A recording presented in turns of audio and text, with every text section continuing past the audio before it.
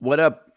How are yous all doing? So, great comment came in for on a video that I did called "What Do Gaps in Price Mean to You?" Uh, I'll read the whole thing. It's a little long. Hey, Michael, at the end of the video, you mentioned that traders who have a sense of intuition in the markets also tend to have a similar same sense of intuition with people and other things. Do you mean that because they understand themselves and other people, that they can read other people's emotions through the markets and therefore better read the markets due to market movements being largely a product of human psychology? Great video, by the way. I'm glad I found your channel. Well, I'm glad too. Thank you for writing in. This is my subjective opinion, right? I just happen to know people who are very introspective and who have enormous amounts of intuition, and they all happen to be really good traders. And I think, and I include myself in that group.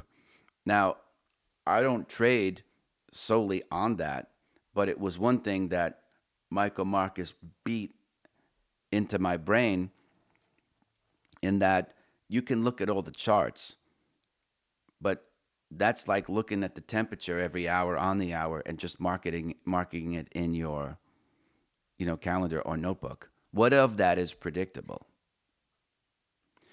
right? Or if you go outside, and I'm pointing outside, I don't have a thermometer there, but I'm pointing outside to indicate that if I did have a thermometer, that's where it would be. Because it's California. It's always pretty good weather out here. It's largely summer. Once it get cold, it's like 55. Ooh, it's hoodie weather. Woo! Better put on my sweatpants. Get out of my shorts.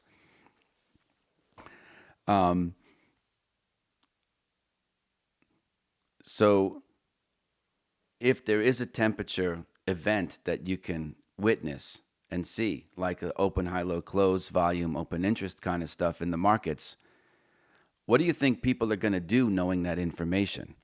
Or what do you think they anticipate it's going to be tomorrow? How are they going to behave? Because then once you can understand the crowd behavior, again, someone asked me, what's the best trading book? It's Extraordinary Popular Delusions and the Madness of Crowds, right? My opinion.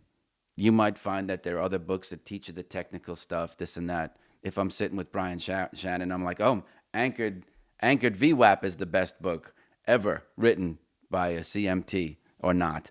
Of course, it's the best book ever. Love Brian. And it is a good book. I'm being facetious, but I wouldn't have had him on the show if I didn't vouch for him or the book. The material's good. It's a very misunderstood way of measuring things.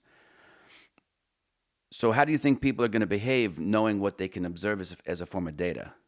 That's why I say, looking at short-term data, who cares about any one particular hour of temperature measurement? It's not significant. How can I make a decision, a financial decision on a piece of data that I can't tell is random or not? Now, there's randomness everywhere. I understand that. But when you start to get into higher time frames, and I don't mean weeklies and monthlies, I mean when the prices are making multi-year highs, there's something going on, maybe within the company, but most importantly, what everyone else who has more buying power than you thinks about the damn company or the futures contract. Now, of course, you can use options on both because, commodity futures and stocks are the underlying instruments in this case. So I don't want to, dissociate options traders, but it's the same mindset. So what do you think the people are going to do given that data, right? Because that's where I want to play. I want to play in the higher time frames, right? I want to play where there are institutions leaving gigantic footprints, not trying to trade against other guys, other small timers in the small time frames. That's kind of how I equate it. Because those folks have enough money to knock your lights out and they will support their positions. And so to me, it's much less risky when you see gigantic trades going through and at higher time frames and at higher prices, because the institutions they leave footprints and they tend to support their positions. So I have all that wind at my back, even if I'm smaller in some ways than they are. And I don't think, this is something you can't really sell, right? So that's why you don't see enough of it. That's why you don't see a lot of things on like the emotional intelligence or things on trader psychology, because I can't package it up and sell it to you for $97 or a membership at a Discord, for example. I'm sure there's someone out there who could come and tell me how to do that and what have you. But then it's like, I'm willing to do this show for free. Everything else is going to come with some cheddar, because in order to help people succeed in that space, unfortunately, it's time intensive. Why? Because you were conditioned for every year of your life, because of the environment that you grew in, to behave exactly the way that you're behaving right now. It takes an enormous amount of work to figure out what the hell it is that's making you work, especially if it's in your subconscious, and to get you to adopt a new behavior. Right? We talked, I don't remember one episode from the next, but if it wasn't in yesterday's episode, it's going to come up in next Wednesday's episode, where Ganja and I briefly mentioned, that it takes, the prevailing wisdom thinks that it psychologically, it takes you a little more than 2 months, to start it, to break a bad habit and start it and replace it with a new one. So again, that's not something that you could read in a book or a tweet or do in a Discord. You have to actually do the work. Right? So your relative strength to want to get better has to be very, very high. If you're like, yeah, I'll just figure it out later, I'll learn a new chart pattern. It's not, if you don't go to the source of where the duress is coming from, it's going to reappear in new, it's going to morph, it's going to change, it's going to keep coming back. So once you think you've put your finger on it, until you go to the source of where it's coming from, and do the work, it's not going to change. That's why it has to be a premium, because, in preparation terms, if I'm running a group or a one-on-one type of a deal, when I have the time, that's the thing. It's like I have to think about two different things. What is my time worth to me? How do I value myself? Because it takes an enormous amount of my time on preparation to be ready for those 1 hour or 90-minute calls that we would do on Zoom, for example. Otherwise, I'm not prepared. And I don't need, I have, a pretty good reputation out there, because I don't make promises I can't keep. I guarantee success. So that's a big risk to take for me, right? And I don't need that bullshit flying around social media that I said one thing and did another, or that it was ineffective. So you can imagine, when I adopt those people into my life, it's an enormous amount of responsibility. And so that's why I kind of interview, potential clients as they are checking me out, because if they're not ready or willing or able to open up, I can't really help them. This is work that goes very deep. But it's also why, for the folks that I do bring on, I guarantee results, because I know I'm going to do the work. But I have to know I have the time to do it, because there's no excuses. There's no excuses. I have to get it done. So going back to the question, I know that most people don't have discipline. I know that the majority of people are going to fail in this business. So that all kind of finds its way into my entry criteria, and especially my position sizing. People are fickle. And if they don't have a strong sense of who they are, it's very appealing to go on TV and listen to other people come up with good trading ideas. But to me, anytime a person does that, it by definition is weak hands. Those are weak-handed buyers, because they don't know why they're in the name in the first place, other than some person mentioned it on TV. And all those people have an agenda. So that's why I block it out. They're not going to be objective. So again, we talked about living in a paradigm of personal responsibility. It takes a lot of work to block out the noise and the nonsense, especially when you feel insecure, because you're reaching and you're grasping for things. You want validation. You want self-assurance. There's a wrong business. If that's what you want, be a nurse, right?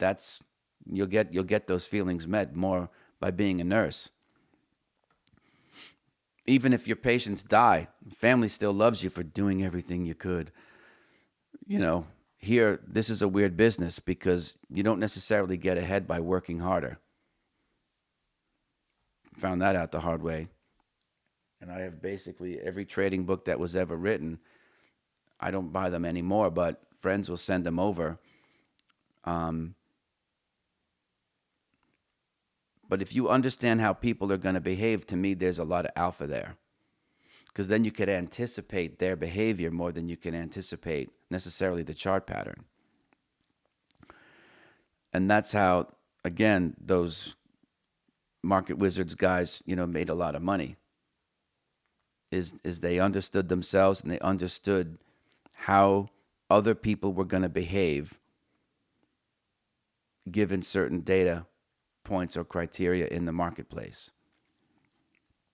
So I tend to think that they have a good read on people as well, because they're always listening. Like I said, when someone's speaking with me that I'm just meeting, or even if I'm seeing a friend and or a group of us are out to eat, I don't really drink all that much. I really don't drink at all, actually. I'm always listening to, not just what are they saying, but why are they saying it, you see? So I'm trying to get a couple of levels of depth there to uncover what their real motivations are, because people are going to act emotionally. That's what this business is like people act emotionally. And the best traders are the ones who don't sabotage themselves by letting their emotions affect their judgment. You see what I mean? And so most people are in that spot where they let that happen. So then how can you turn that into a trading rule? You see? So I think generally, yes. I don't know if I can prove it because I don't have a big sample space of these people who I could ask and take anonymous questionnaires and then compile the data. It's just what I've grown up with and what I've observed in other people.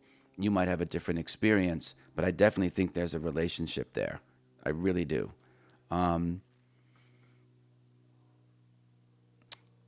Now, if you don't have it, but you have a good intuition, then I think it is something that you can develop, because that's going to probably be the follow-up question. The answer to that question is yes.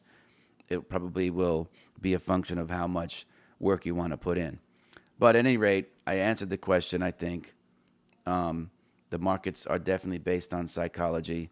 I think the winning trades, and the most winningest traders are folks, who end up just having more discipline than other folks, because all the money that you want to earn from your trading, right? Those are credits. Debits are things that go out, clearing fees, commissions, perhaps, right? Trading losses.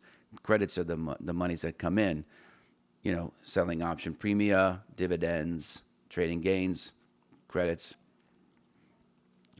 All that money, although the government does print money like it's going to the electric chair, all the credits that you want to have come into your account is money collectively that already exists in other people's accounts. So to me, when I think about that poker match, it's who's got the chip pool and how much are they willing to risk. The smart poker players are mucking their cards probably more frequently than amateurs. Now, you do have to change your game a little bit and keep people off balance, otherwise they'll get a good read on you. I don't want to get into that here. But in many ways, it comes down to who has a good attitude and who really understands risk, who understands what their own emotional and financial needs are from training. And then, again, not number one, but certainly on the list is discipline. And so I think it gives me a bit of an edge if I have an understanding of how you're going to behave. I can bet accordingly. Anyway, great question. Probably could go on and give you more examples, but I like to kind of be bold, be brief, and then be gone. You don't need me to blather for 40 minutes a day on this stuff. So that's it. I appreciate y'all being here. I hope you're having a good week, and I'll see you again tomorrow. Okay, everybody, thanks for being here. Please take a minute, like and subscribe to the show. You could also leave a comment. I don't have all the answers, so it's good to get some feedback. Also, if you would like to support the show, check out the links below. You can get the free audiobook of The Inner Voice of Trading, and also information about the course that I teach with Victor Sperandio. Thanks for being here, folks. I'll see you tomorrow.